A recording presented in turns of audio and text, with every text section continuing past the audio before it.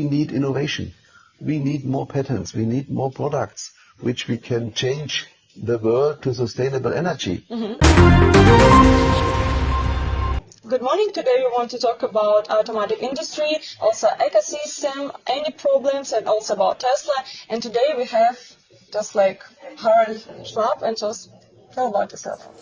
Yes, thank you very much for the invitation in this very nice building, and thank you very much for having me. I think this meeting should be for 2 years again. Yeah, Dr. Vivek, I was in contact with him, and now dreams come true. Oh. So, introduction of myself. I think I start with apprenticeship in the mechanical tool-making process. After this, I was going to university for mechanical engineering and for manufacturing engineering. And then parallel or short time below, I was then also doing my economic study in business economics. Yeah, after this I joined a big company with the star on the top of the roof, called Mercedes-Benz today. Was working 36 years over there, and then I got a call from very important people from Tesla, which said we want to build in Berlin a nice plant. If I have no fun to join the team to build the plant in Berlin-Grünheide with my background and big experience. And I said, okay, give me 1 second. Say yes, I do it. Oh, cool. Yeah, and now after 3 years the contract finished. I'm now self-employed with my consulting company, support startups looking for sustainable energy, analyze what can we do better in the way of how did Elon do this. And parallel, I also in the board of E-Rocket. E-Rocket is a human hybrid, like a motorcycle, which is produced in Hennigsdorf, and we have now also shareholders, a big shareholder in India, where we use now both worlds to make the best project. Could you tell me about the best project ever, or for example, like the most successful project what you had? Could you tell me about this?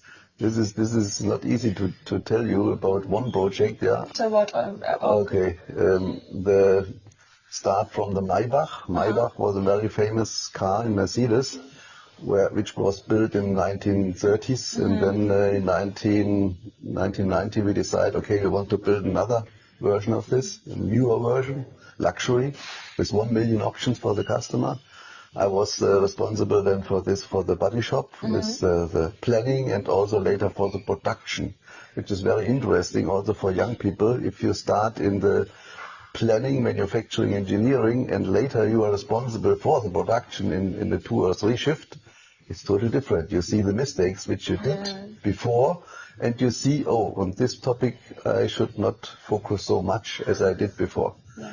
Yeah, this was very, very famous project. Also, the next project was then also in Germany, was then for armored cars. We built luxury cars, S-Class for armored cars. That means protected for the very famous people, for all ministers in the whole world. Could you tell, you said that it was famous people, yes. Could you tell about who was it? Yeah. Or is it a secret?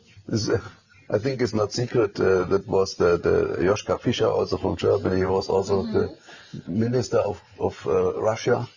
Really? Yes, Mr. Putin. Yeah. So that means around the world we build cars for very famous people, which needs to be protected for this. Yeah, this was in Germany the most important and interesting projects. Then I moved to UK, to London, Woking, and to Portsmouth, to McLaren. We have a joint venture with McLaren, where we want to build the SLR McLaren. This was a 2-seater sports car, 625 horsepower, 320,000 sterling, the cost of one car. We started with the coupe, then we was then also building a convertible of it, and then at the end Sterling Moss, which out the roof, only 2 hoods. Amazing. Yeah, this was a really amazing car, and only for the luxury and the very, very rich people in the world. Yeah. And if you can imagine how many people can really afford such a car, this was in this time, was that around, in the study, around 5,000 people a year can afford a car which 350 above, 1,000 above, yeah, not more. But these people, they buy everything. If BMW, Mercedes, McLaren has a very famous car, they buy it. Do you remember your successful year? Can you tell about this? The years, yeah, that was starting in 2004 in UK, where we built the SLR McLaren, which was a two-seater, 625,000 horsepower, 625 horsepower. Okay. And speed of regulated 250, but you can also drive 300. Yeah, this was then also very, very successful car for the joint venture McLaren and for Mercedes, yeah, for Daimler at this time. Yeah, and then I moved to Romania. Romania, totally different country. Yeah, from the UK, very rich, very nice, very Western, to Romania, and this time was very, very not rich, but very, very nice people over there, and I was responsible also for the plant as a quality manager over there, and facility management as well. And this was amazing experience, yeah, to see the other world, yeah, how people survive without this huge money from the Western countries. Yeah, yeah, and from Romania, then back to China. Wow. Okay. Yeah, China in the western or in the south side, 800 kilometers north from Hong Kong, is a city 6 million city, and I was told, oh, don't go to China. This is a province city. It's a province city. Wow, it must be really dangerous. I googled with my wife and checked Fuzhou, 6 million city. So province city is for me maybe 8,000 in Germany, maybe 4,000 as a city. But this was 6 million. So, and we said, okay, by 6 million, I think we can try to go there and find our place in the Chinese people. Yeah. And this was amazing. I think we was only in 6 million 35 Western people. We was an attraction. Yeah, the long days people. Yeah. We was really an attraction in Fuzhou. And the work there was really nice. We were setting up a plant in this city in Fuzhou with a joint venture from Taiwan, Chinese and German. Okay. And was building Vito, Viano and Sprinter over there. It was an amazing experience. And yeah, after this, I went to Beijing, set up a new plant, then in the facility planning, in the facility management for the E-class and for the C-class. And after 3 years, I got called about we need a leader for Brazil. We want to build a... Go to other countries. Yes. Oh my God. It's really cool. Yeah, it was very, very nice. And then I moved to Brazil and start in Sao Paulo, where we have our headquarters from Daimler in this time. In San Bernardo de Campo was a really nice place. And we built from the scratch, greenfield, complete new passenger cars, yeah, for the A-class and for the C-class over there. Yeah. And this I did 3 years, and then, as I told, I got a call from a very famous leader in Tesla. Could you tell about Tesla? Yeah. How was it first? And just like... Yeah, Tesla was really amazing, and I will not miss 1 minute. Yeah. In this time, I signed a contract for 3 years. Yeah. Okay. With Tesla, and this contract ended this year in March. Was my last assignment for them. Okay. This was amazing. Yeah. And as I said, I will not miss any second of this time, because Tesla is different. Elon is a genius. Elon is really a genius which moves the world around. Which only believing, he is a believer, he is an innovator, and he moves things around. Yeah?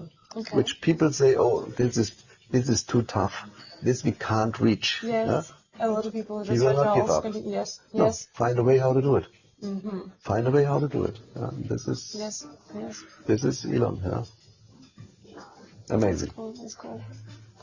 Could you tell about all details? What did you do in Tesla, if you can? Yeah, I was responsible as a planning lead to set up the plant in Grünheide. In the beginning, in 2020, we only had some people. Let me say we started with 3, 4, 5 people in Berlin in a co-work space in design office on the Ostbahnhof. Okay. Was Corona time, so some people from America was going back, and we was then hiring people for Germany, so that we could establish this plant, what we want to do, yeah. Okay. And also the time was there. We had a target to build this plant structure in 2 years. Yeah. Okay. Very tough for 500,000 cars. It must be very, very fast, and less mistakes would be helpful. So that means in this time was the first hurdle to cut the wood and the trees in the wood. No one was believing us that we could reach it. But you did it. But we did it, and you should know, in Germany, you only can cut trees from October to February. Yeah. So, and if you are late in March, then you need to wait until October. That means half a year. You lose half a year. Yeah. So, and then we said, okay, we are now in January, February. Time is very tough, and 80 hectare, or in this time was 90 hectare, to cut wood with trees for 90 hectare. This is a challenge. No one was believing us that we could reach it, but we called every company, tree cutting companies around Europe, Norway, Finland, Italy, Germany, and they was coming and was doing then the competition. Who is the best at the end of the day? Who cut the most trees? Oh my God. So, and this was amazing. And then you can read it in the newspaper. Then was the stop from the Green Party. And when they stopped us, then I think it was only maybe 1 hectare left or less. And then after we stopped 2 days, and then the court said, okay, you can carry on. And so we reached it. You do have a really big experience in your life. Could you tell about your team? Because I think it's also big. Yeah, team. This is a very good experience. Yes. The team is very important. Teams, you really need to see what is the best job for the people in the team. It's not only counting heads, and this is also experience, what you really have, and what you get if you are really long in the business. And you need, on one hand, you need to see very selective. On the other hand, you need to be very supportive. On the other hand, you need to be very strict. That means if this member in the team is not working in the team, then you should say, okay guys, you are not the right person for the team. You need to leave. Yes. This is not hard. This is the reality, and this brings us forward. And this is also what sometimes in the news you see by Twitter or whatever Elon is doing about this hired 50% of the. No, this is necessary. Yes. If you make 4.2 million loss every day, you need to react as an employer. You cannot stay still and see at the end you have no company. Yeah? So this is really consequent. And team and people are the most valuable what you have in the company. Yeah. Could you tell me your advices in this? Advices? Yes, sure. The advice would be clearly see what is the strengths of each individual. And then look what is the job, what you can give them. Yeah? Even if it's not in your department, even if it is in other departments, you should then recommend these people to the right department, because then the people have fun to work, and the people is really has strengths and they bring the company forward. Yes. Yeah?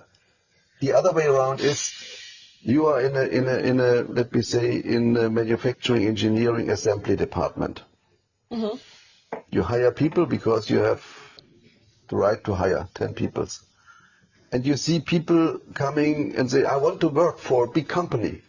And don't care about is it assembly or is it press shop or whatever.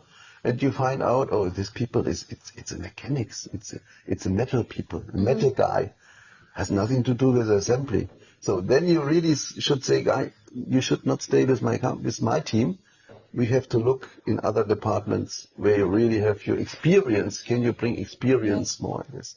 This is the most important topic, that we really see what is the strength of the people, and then we really should bring this to the right work.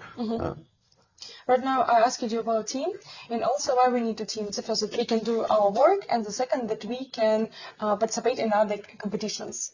Could you tell me about your competitions? Did you have in other countries, and etc.? Because you told me that you have a real big experience in other countries. Yeah, competition about CVC and etc.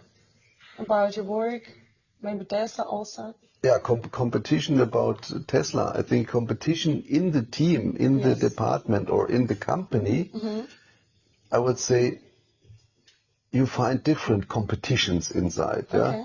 In Tesla is really the competition, can I do the work? Okay. Yeah? In bigger company, I would say there is only, can I get another position? Don't care about how I come to this. Yeah, this is different, and this is what we need to do. The competition needs to be concentrated of the work, of the innovation, what we need to move the world forward. Not competition, how can I get the best and the next levels. This is not really what we need to move the world around. This comes, if I'm doing a good job, then I get also, because I have more experience, the next level. This is for me okay. Yeah, if you think in levels, but we don't need levels. We need to educate people in companies to be employers. Yeah, each people in the company should think about like employer. Yes. Yeah, this is very important. Otherwise, you're sitting in the company, earn your money, maybe have no fun for the job, but you need the money every month and cannot contribute and bring not the company forward, and not the country, and not the world forward. And we need very good people, educated people, which can move the world now forward. It's not only the discussion about transition the world, and we see we need really the sustainable world, and we make the people afraid. In 10 years you only have 50 degrees here. This is not what we need. We need people which have a clear understanding for the technique and for the world. And the only topic which I say is, you need to concentrate on the energy, and this is the sun. The sun gives you the energy, endless, because if the sun is not there, we are not there. This is for me endless. You have endless energy, more as we need from the sun. And this is what we need to concentrate. And then you have also, if you can bring this energy for zero money, a little bit money for the contribution is clear, but for less money, because this is money that is here. The money is, the sun is here. And if you can give this to people, then they feel a benefit. If I do this, I have less energy cost. So I have a benefit, and then I will work on this. But if you tell the people, you don't need, you cannot do, forbidden, you get stupid, you do nothing. and then at the end you have also no transition. Yeah, we have problems like inside and also outside. Could you tell about ecosystem problems? Do we have right now, and how we can avoid this?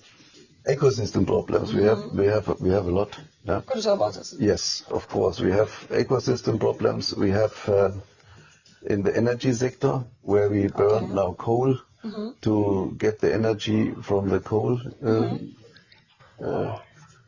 industry. Then we have this. Then we have the waste on the sea and the oceans. It's very, very dangerous, and we need to work on these topics. Always in the way that the people feel the benefit, have the benefit for this. And this is the most important topic for the ecosystem as well. Yeah, I will not discuss about the mini steps. Don't avoid meat, and do not eat meat, and so on. Yeah, this is not the way how we can survive and how we can move forward in big steps. Yeah? We need to be innovative. Yes. We need to be innovative in this way that we say, okay, we need innovation. We need more patents. We need more products which we can change the world to sustainable energy. And this very fast. And this is not coming with topics which you make regulations. You stop everything and you make the people afraid. This hinders the people to think about clear and to move forward. The young people as well. The young people need the future.